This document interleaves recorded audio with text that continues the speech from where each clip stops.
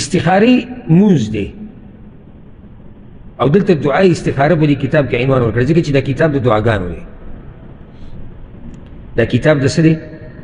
د دعاګانو دی نو دې کې ګوره رسول صلی الله علیه وسلم وایي اذا هم احدکم بالامر کله چې یو کس په تاسو کې د یو کار اراده وکړي فلیرکع رکعتین من غیر الفریضه نو دوه رکعته نفل مونځ دې وکړي من غیر الفریضه یعنی نفلي مونځ بغیر د فرضي مونځ نه دې ځکه موږ ته مسله واضحه شو چې موږ به څو رکعته مونځ کوو دوه رکعته مونځ کوو خو دلته مسله یاده کړه ګوره او دا ډېره فایدهمنه مسله ده او ډېره اهمه مسله ده چې کله ته استخاره کوې چې ستا ذهن خالي چې ستا ذهن څه خالي ته به ځان بلکل الله ته حواله کړي خو چې د اول نه دې په ذهن کې دغه کار اچولی دی چې دا به کو او بیا استخارې کوې نو دلته کیدای شي استخاره تعالی فایده درنه کړي ځکه چې تا خو یو خبره یقیني کړې ده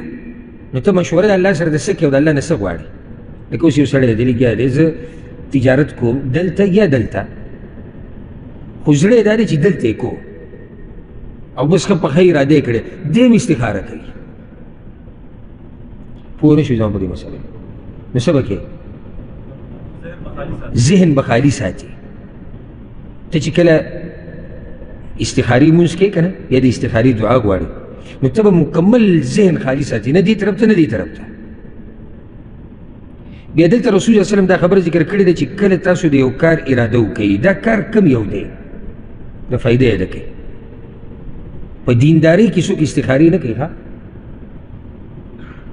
کومه دینداري چې واجب وي لکه اوس یې استخاره کوو چې د سهار دا مونځ وکړو که ویې نه کړو څه خیال دی نو ستا څه خیال دی چې الله به ستا زړه ته څه واچي چې سهار مونځ مه کوه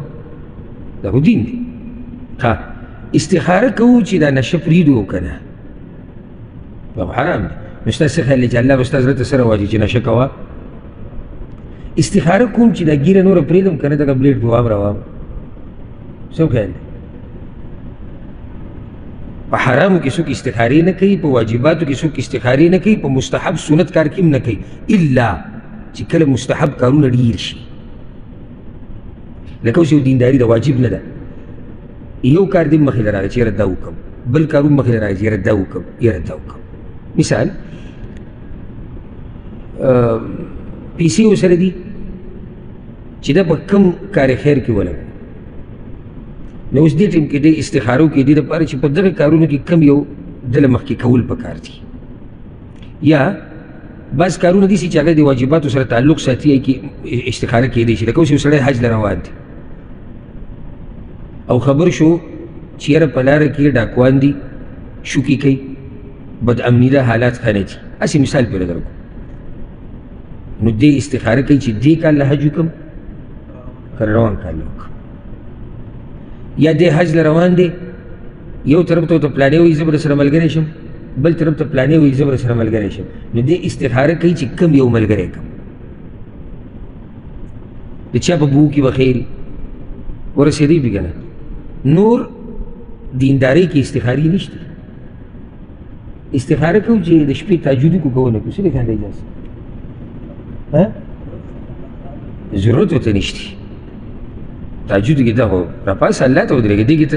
استخاره کې موږ خیر غواړو که نه نو اوس یو سړی وایي چې تهجد وکړم که ویده شم ډېره ډوبه او جوره مسله ده واضح ده خیر به څه کې دی تهجد کې اوس د دین علاوه چې څه دي هغې کې ته استخاره کولی شي تجارت واده